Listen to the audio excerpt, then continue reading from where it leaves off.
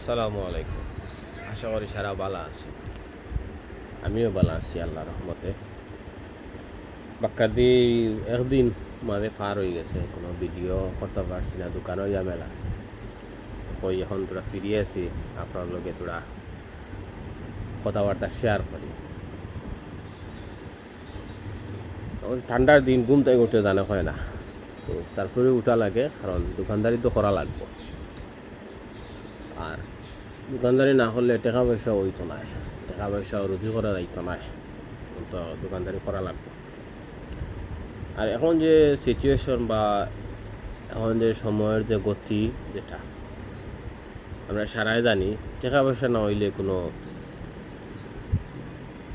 কোনো এক ধরনের দামও নাই। টাকা পয়সা থাকলে, আমি যতটুকু দেখছি, আমি নিজে দেখছি যে মানুষে তোমার দাম দিব, ইজ্জত দিব, রেসপেক্ট করবো, কারণ তোমার পকেটও টাকা আছে। টাকা থাকলে তুমি বন্ধু বান্ধব পাইবা, এভরিথিং তুমি পাইবা। টাকা থাকলে কিন্তু পাইতা না। সময় থাকতে টাকা কামাও, এলা দুদিন বয়স, দিন 25-26 তাক যদি টাকা কামানি শুরু না করো, বা এর আগেও অনেক টাকা কামানি শুরু করিলে।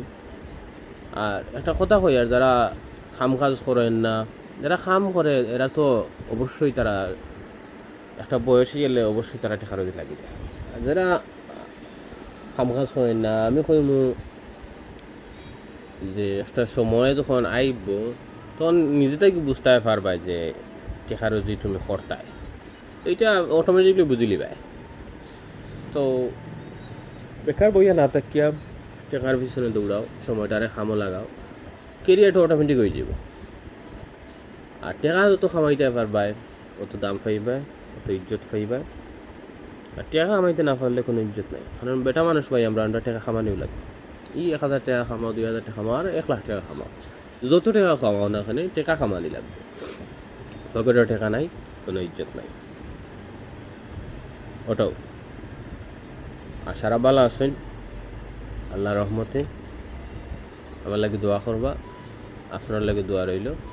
আসসালামু আলাইকুম।